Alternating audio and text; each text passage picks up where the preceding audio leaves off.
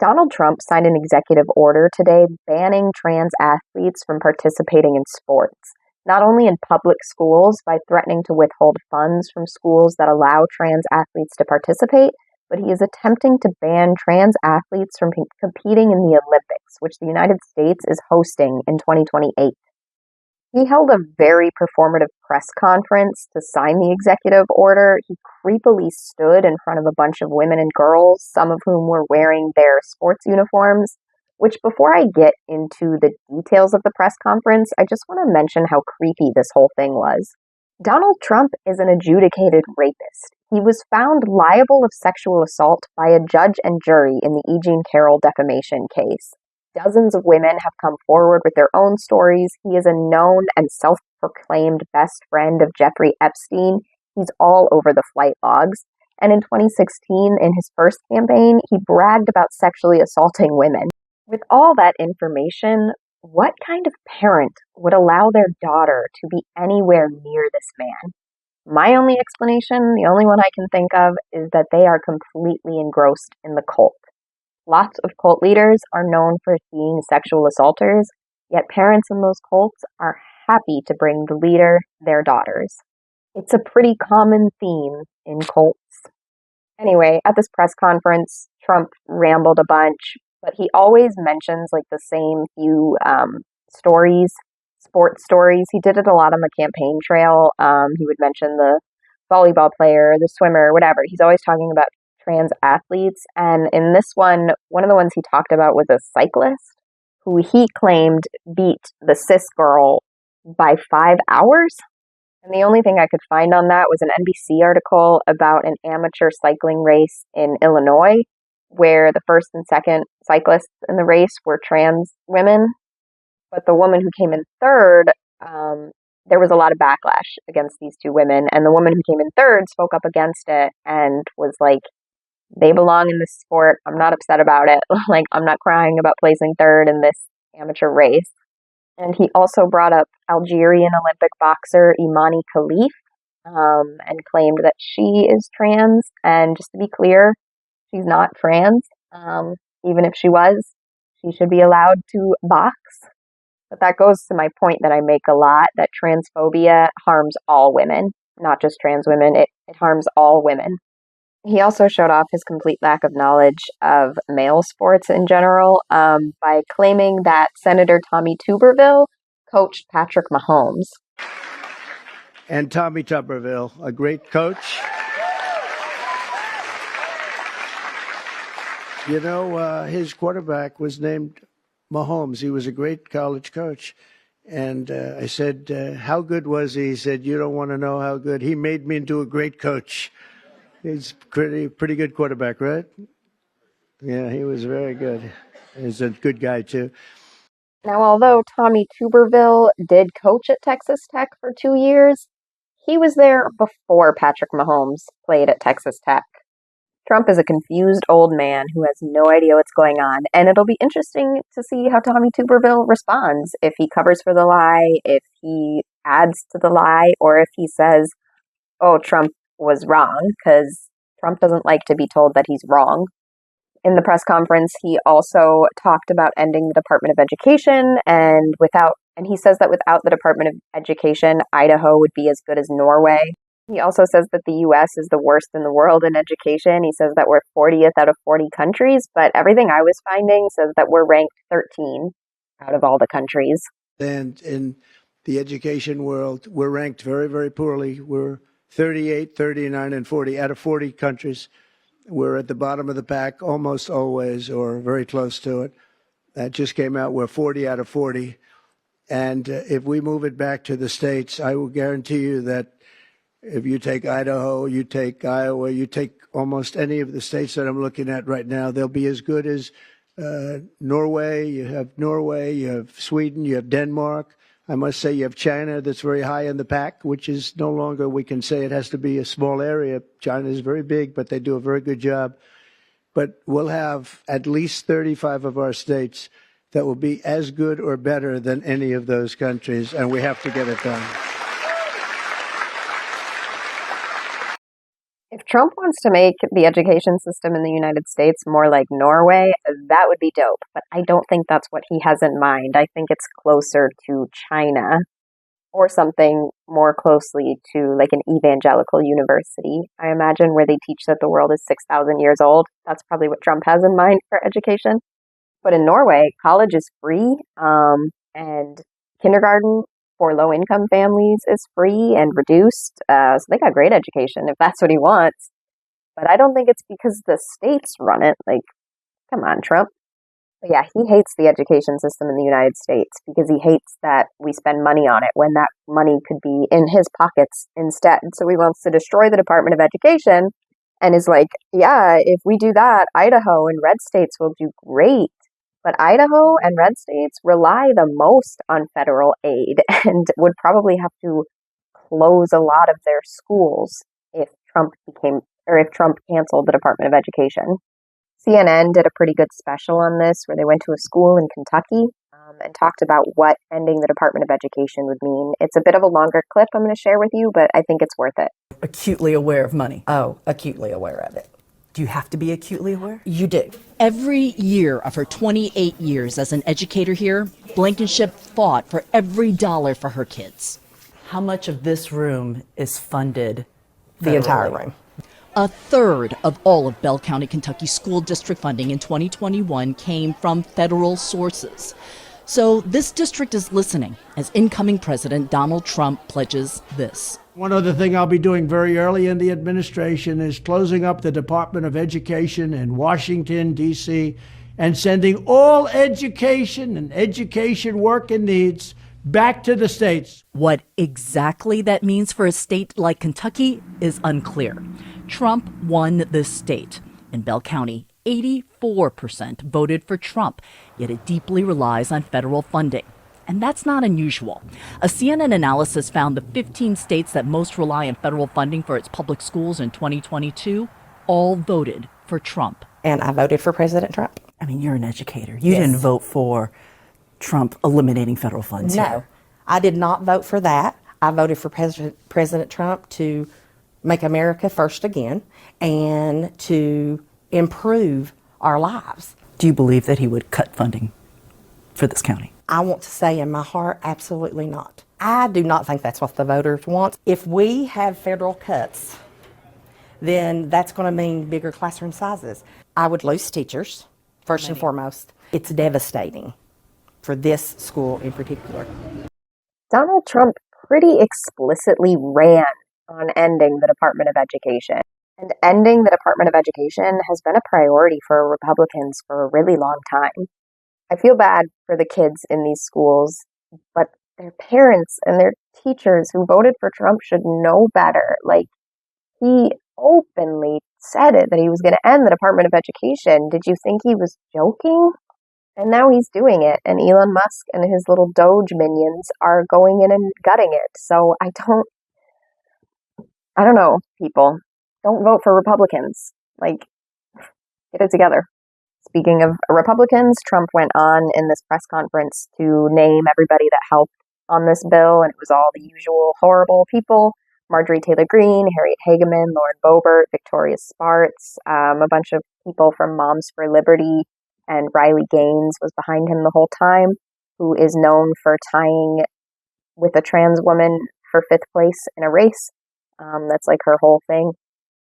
He also went on to talk a little bit more about the meat of the executive order, which is not that long. None of his executive orders are long.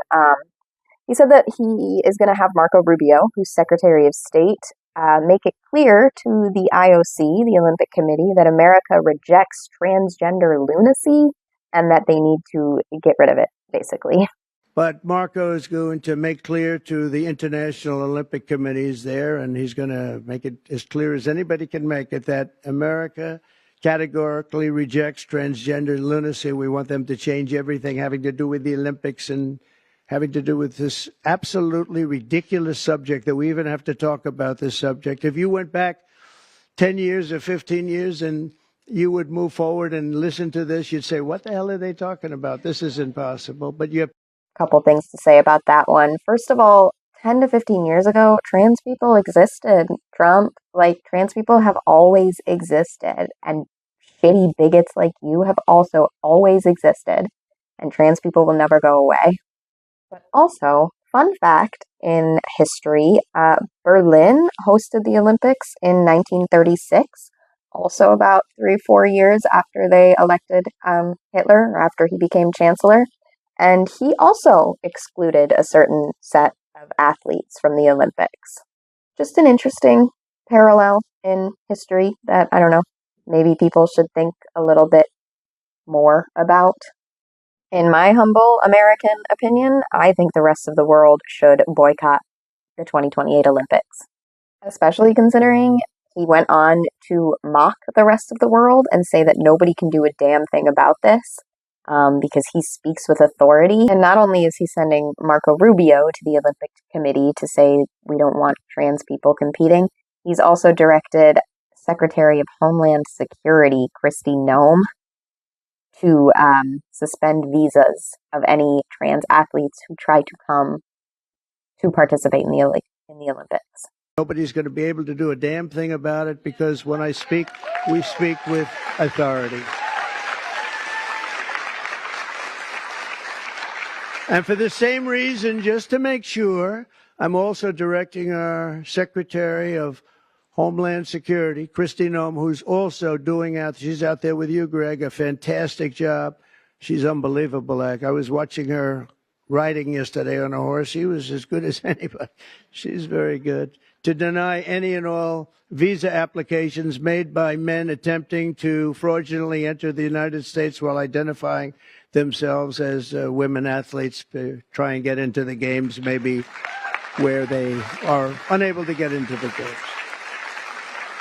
I said suspend their visas. I meant deny, is what he said. But I don't doubt that it will be a short leap to the point where he is suspending passports and visas and IDs in general of trans people in America.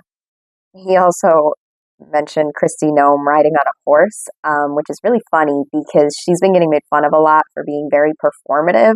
She put on her little ice outfit with a full face of makeup and a full blowout, and she wore a little cowboy hat, and it's all for Trump. It's all a show for him. Yeah, I know Kristi Noem is from South Dakota, and I know she probably rides horses and wears cowboy hats, but there's something so fake looking about these pictures. She looks insane. And like I've said many times, I am not trying to shame somebody for getting plastic surgery. Your body, your choice, you do whatever you want. I do not care. But it is very obvious that all of these women are getting the exact same plastic surgery to appease one man. It's not for them, it's for him. Look at these two pictures. That's Kristi Noem from early 2010s, and that's her today. She was beautiful and she looked great and she looked like a real person, and now she looks like this, and it's just astounding and wild to me. I think cults are fascinating, and one of the most fascinating aspects is how people physically change to appease the leader, whether it's what they wear or if they shave their heads, or in this case, they all get plastic surgery. Anyway, kind of a tangent there, but I just think it's really funny how all the performative nonsense is just for Trump, and he loves it. He also claimed, like he did in a lot of his campaign speeches, that the room was packed and that there was a bunch of people out in the hallway that couldn't get in. And he said he wants to build a bigger ballroom in the White House. We, attorney generals, so many people, and the people outside that can't even get in. This room is packed. And, I offered to build a ballroom. I'm very good at building ballrooms. I build beautiful ballrooms. And I actually offered to build a ballroom for the White House. I was going to build it right there. This was going to be the reception room. And then I was going to build a beautiful, beautiful ballroom like I have at Mar-a-Lago, as beautiful as it can be. It was going to cost about $100 million. I offered to do it, and I never heard back. I offered to do it to the Biden administration, very active administration. And they didn't hear back. And I said again and again, 3-4 times, I said to top people, and they just didn't know what to do. They sort of said, this is good, but they had no idea So I'm going to try and make the offer to myself, because we could use a bigger room. Right, Marsha? We could use a bigger room. He's just such a disingenuous person. Like, it's all bullshit, this trans panic that they're all doing and claiming that it's to protect women in sports. Like, that's very obvious on the surface. But it's supposed to be about protecting girls. And he's got all these girls behind him, a bunch of whom are very little and are like fidgeting and are super bored. And he's talking about crowd size and how he's going to spend $1 million to build, or $100 million or whatever he said, to build a new ballroom in the White House. Like, it's always just about him. He also talks about how beautiful all the girls are behind him and how you can't say girls are beautiful anymore, which he also said on the campaign trail all the time. It's just so creepy. Like, any guy who would come into like my bar and talk like Trump talks, I would have to kick out for the safety of the women around him.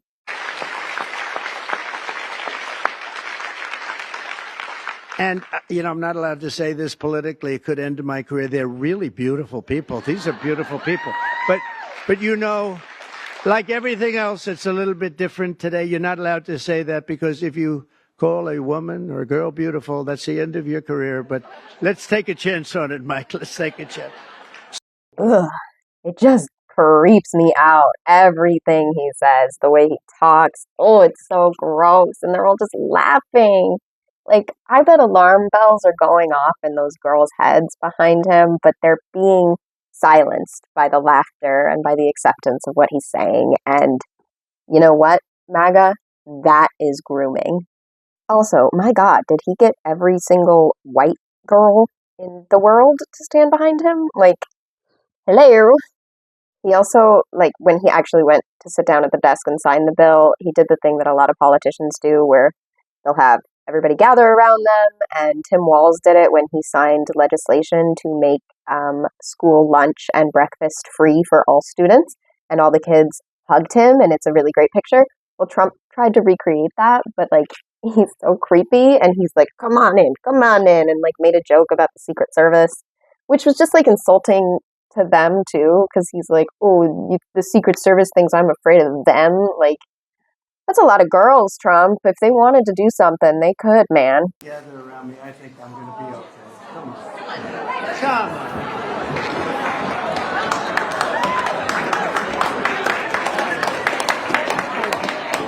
Secret Service is worried about them? If we have to worry about them, we have big problems. Okay, do you want to do this? Watch what I do, and then I'm going to give you some pens, okay? Are you ready? What a nice picture this is. And the crowd just eats it up as if the girl's body language isn't clearly screaming that they're creeped out by this man. Like, I was a student athlete, and if I was a little girl in that room, I would be very uncomfortable. Like, I wouldn't want to go near him. But the Colts, they're just like cheering, thinking it's amazing. And for him, it's all just a photo op. Like, he doesn't see any of those kids as people. I filmed, like, or I screen grabbed or whatever, the whole like signing, and then he's just like randomly handing pens to these girls. And then he's like, well, thanks for coming and good to see ya, and just kind of waves them all off. And he just like stands up and just pushes through the crowd and like doesn't talk to a single kid, doesn't connect with any of them. Like, it's very strange. He's a very strange man. And yeah, I played sports all throughout school. I played soccer and basketball on mixed teams when I was younger, with boys, with girls. And when I was in sixth grade, I went to Catholic school and I was the manager for the boys basketball team. And I would scrimmage with them at almost every single practice at Catholic school. Like, we weren't allowed to have water in the gym, but nobody blinked an eye at me scrimmaging with the boys. That school was so strict that during recess, boys and girls couldn't play on the same side of the school. But like, I was playing with the boys and I was fine. Like, I was better than some of them. I also know girls who wrestled on the boys' team and played football on the boys' team because there weren't any girls' teams. This whole thing is so insane. It is obviously a targeted attack on the trans community as a whole. It's not about athletes. It's never been about athletes. I've said that a million times. It is a targeted attack. It is opening the doors for broader, more repressive actions against the trans community. It is grooming people to see them as other, especially trans women. Like, they don't really talk about trans men a lot. They don't really seem to think they exist. I hear on right-wing radio a lot, they're always like, you never hear about trans men in sports, or trans men in sports, because they would be terrible. They wouldn't be able to compete. And, like, that's just not true. Like, there are trans male athletes, and some of them are pretty amazing. Like, there's not a lot of trans athletes anyway. There's like 10 in the entire NCAA, and maybe one, maybe two um, in the Olympics. So this whole bill is to target like a teeny tiny handful of people. There are less trans athletes than there were girls behind him. It's all performative. It's big government overreach because most cities and states and schools and sports leagues have their own ways of handling trans athletes. It's usually just like a case by case issue, and it's not even an issue really. Like, the federal government does not need to be involved. So it's pretty wild for the guy who claims that he wants to make the government smaller to be doing this action. And again, like I said, it's an attack on the trans community as a whole, but it is also an attempt to begin to defund public schools. Because the threat in the executive order is if you are a trans athlete, or if you're a school and you allow a trans athlete to participate in sports, you will lose federal funding. So yeah, that's the signing of the Keeping Men Out of Women's Sports executive order today. It was creepy, it was disgusting and transphobic and filled with lies and nonsense. And this executive order, like all the other transphobic executive orders he's signed, are bound to have very devastating effects in the real world. And to my trans friends and family, I'm sorry this is happening. This is a nightmare. We are in a really dire situation as a country, and the most vulnerable groups are going to be targeted first. They are already being targeted. And I just want you all to know that I love you and I care about you, and I am so sorry this is happening. I have your back. I'm here for you, and I am going to continue to fight back and push back against Donald Trump's lies and his hate. We have to fight back against this in any way we can. I don't know what the answers are here, but protect the trans people you know in your community. Stand up for them in any way you can. All we have is each other. Thanks for taking the time. Stay safe out there, folks.